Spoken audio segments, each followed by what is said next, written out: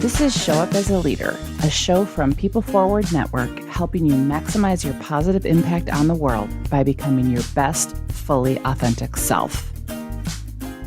Hey everybody, it is Rosie, and I'm going to do something a little different this time.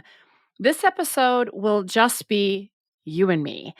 And here's why I want to do that. I've been having so many conversations lately with people and just almost even coaching myself, thinking about what's going on in the world and how can we have a bigger impact, and just seeing a lot of patterns and trends. That's just kind of the way my brain works. And we have this ongoing joke, not really a joke, but so many of my consulting and coaching clients literally say to me, gosh, I just need a Rosie in my pocket. Can you just be there in my ear? Sometimes we need those reminders. We need those reinforcers. We need some way to bring us back to ourselves, bring us back to something that helps us have the impact. And so thought that we would do that for this episode because it just keeps coming up and coming up. And sometimes when the world keeps putting things in front of you, it's an opportunity to listen and do something about that. So before we get into that, just want to thank all of you for listening and being part of this community. And it would be super, super amazing and helpful if you would, as part of this community, make sure you go out on Apple Podcasts or Podchaser and leave a review for this episode and other episodes. So here's what I've been thinking about.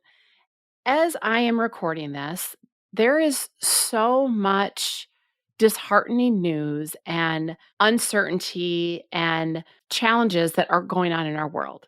Roe v. Wade was just overturned. It's a really sad day for myself as a woman and really looking at progress and women having a voice. We know that the war in Ukraine is still going on. We've had countless mass shootings and deaths, and the list goes on. And every person that I interact with and talk to is feeling it.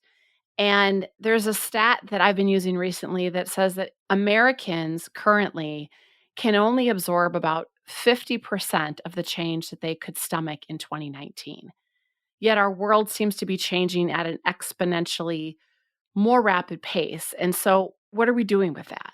And I think this tiredness and this fatigue and this stress and this inability to process change like we could even a couple of years ago, which still wasn't great, by the way, is just leading to this perfect storm of people feeling helpless, lacking in hope, disconnected, burnt out, tired. The list goes on. And I will put myself in there. And when I think about what gets me through, and I think about what has helped my clients get through, and how do you put one foot in front of the other, and how do you move forward, and what do you ground yourself in, and how do you show up?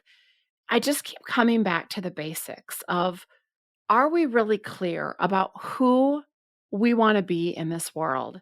And what does it mean for us to leave the impact we want to have, regardless of our title or role? So this podcast is called Show Up as a Leader. We define leadership as maximizing our positive impact on the world by becoming our best, fully authentic self and supporting those around us to break past barriers and step into their greatness. Why it's so important to keep coming back to that definition is I believe that each and every one of us has an opportunity and, quite frankly, a responsibility to look at how can we show up as leaders in our lives, in our personal lives, in our professional lives, whether or not we have the title, the role, the power, the authority. If every single one of us starts to look for, where can I maximize my positive impact in this moment, in this interaction, in this situation, it would make a huge difference. And in order for us to do that, we are constant works in progress. If we're going to show up as our best, fully authentic self, that means in Brene Brown's world, we're stepping into the arena. We are showing up knowing that there's going to be critics and there's going to be skeptics, but we're doing it anyway because that's what it means to be alive. We shouldn't have to apologize for who we are and our magnificence. And can we show up and be real? Can we lay our head on the pillow at night and say, you know what? I was as authentic and real as I could be, even though that conversation was hard, even though that situation sucked. But I'm proud of myself because I showed up authentically and I leaned in. I did not tap out when things got hard. I showed up as a courageous version of myself. I showed up as a courageous leader in this conversation. And in order for us to do that, we have to shift our thinking. We have to shift our mindset. We have to start to become more aware of what pulls us away from ourselves, where we get out of alignment, and the consequences of doing so. So, why does it matter that we are able to shift our mindset? Who cares? Well, let me tell you my thoughts on that. Our mindsets drive our behaviors. Our inner game of leadership, which is our self awareness, our emotional intelligence, our mindset, our identity, all of that stuff drives our outer game, our behaviors, our skill sets, our competencies. And how often do you see someone who wants to change their behavior or change how they show up? So they learn a skill, they take a class, or they apply some tips or tricks. And it's not that learning new skills, gaining new knowledge isn't helpful. But if that knowledge and skills is run on operating system, that inner game that is fear-based, self-protection based, that is trying to hide our inadequacies, is full of these stories of not being enough or things that don't serve us well, like I have to be perfect or it's all up to me or I'm the only one, we're not going to get very far. And we call this the messy middle. When we lean in and do the work and identify what are those self-limiting mindsets. I literally had several sessions this week with people where we started to look at what are some of those common self-limiting stories. I have to be perfect. My value and my worth is attached to my productivity and what I accomplish. That if people find out that I'm not perfect, then I'll be rejected. That if people are mad at me, it means that relationship is irreparable, that I can't risk upsetting someone and have the relationship be intact. These are such common stories that people tell themselves, and it keeps them from speaking up. It keeps them from sharing an idea. It keeps them from sharing a concern. And you put a bunch of us together in a workplace, in a community, in a team, in a family. The list goes on, and we wonder why we have the challenges we have. When you have a collective group of people running around, triggered, hijacked by the stresses going on, that are being run by these self-limiting stories and mindsets, but we want them to somehow behave and show up as a leader, we end up with disconnection. We end up with people not listening to each other. We end up with isolation. And so we have got to lean in and do that work and start to identify what are the stories that we tell ourselves that help us feel safe, but that keep us very small and disconnected and keep us from showing up as a leader and having the impact we want to have. And what I will tell you is not to get too into the psychology of it, but we formed those stories in the first 10, 15 years of our life on a version of ourselves that didn't get our needs met or didn't have the reasoning that we have as an adult to make sense of the world. And so our 5-year-old self or our 10-year-old self created a story that this is how I need to show up in order to be effective or to be accepted or to be loved or to belong. And we're still running off of that script. So do you want your 10-year-old self driving your car? Would you let your 10-year-old self make the decisions? Would you let your 10-year-old self balance your bank account? Or do you want the adult version of yourself? So we have to start to be more self-aware, hit the pause button, identify the mindsets and the stories that maybe served us well at some point in time, but aren't necessary and are becoming a liability now. And that is our path to change. That is our path to effectiveness. That is our path to having an impact that we want to have on the world. So the other thing that I've been asked a lot and wrestling with is, well, whose responsibility is it to ultimately lead change in my organization, in my team, in this group, in society? And I've been thinking about that. And I actually had this conversation this week with someone in one of our Dare to Lead groups and said, is this really my place to speak up? And she has a leadership role in the organization, but she's not at the level that this change is happening. And my response to her was, well, if not you, then who? We can't sit back and wait for someone, quote unquote, more qualified to make the decisions because we're all working with the best that we can with the information we have. And so when I say that our world demands and requires and invites us all to show up as a leader, we all have an opportunity to lead and influence positive change. And maybe you're not the decision maker, but can you build a relationship and influence people who are the decision makers? Can you bring a perspective that maybe they're not thinking about, because we all have shadows in our range of vision that we don't see? Can we help illuminate some of those gaps for other people that they might not have considered, that can help them be more effective, rather than assuming they're just ignoring the information? What if they're not?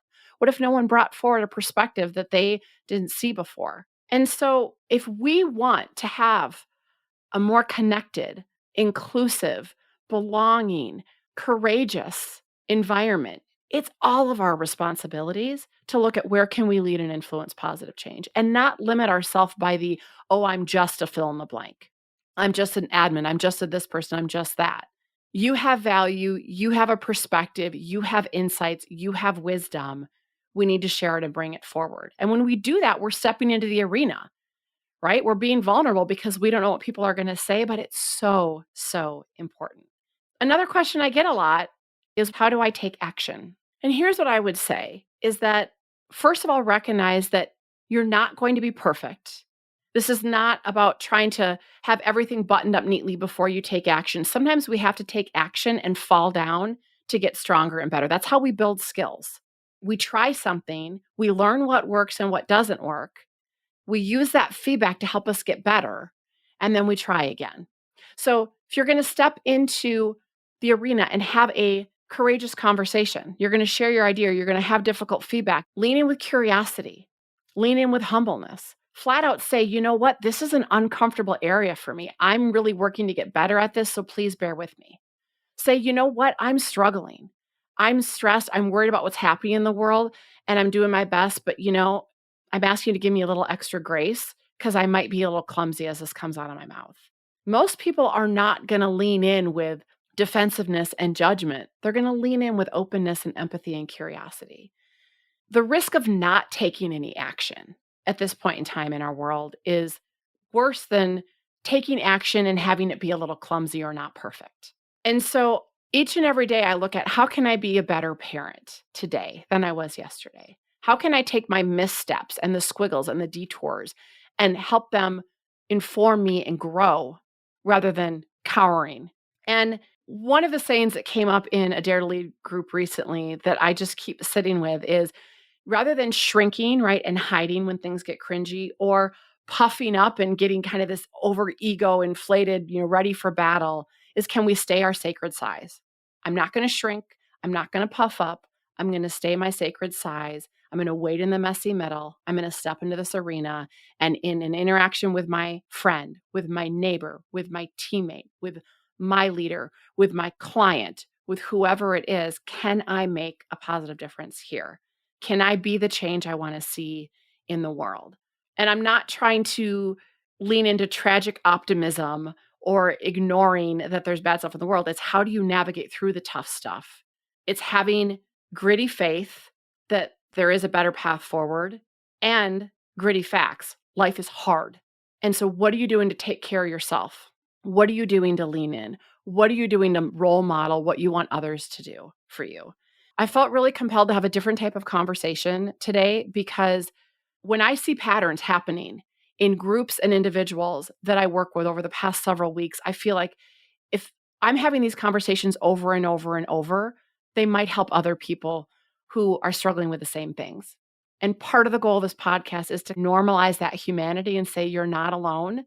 I'm having so many of these conversations, and I'm having them for myself. I'm coaching myself through this at the same time. So if there's one thing I could leave you with today, is to really look at owning those self-limiting stories when they show up, recognizing when you're hijacked and triggered, and hit the pause button, take some deep breaths, leverage whatever practices you have that help you find a place of calm and neutrality, and then move forward from there. And when you find that place of calm or neutrality, know that that's as contagious as anxiousness is. So can you spread calm, spread neutrality, spread curiosity around you as we navigate really challenging, difficult times? I think if we all did a little bit more of that, our workplaces, our families, our communities would be a little bit better. So hopefully there's some nuggets you could take out of that. I would love to hear what you've applied from this and what you've tried. Leave me a comment, leave me a note. And again, thank you in advance for leaving a review on Podchaser or Apple Podcasts. Until next time, take care, everybody.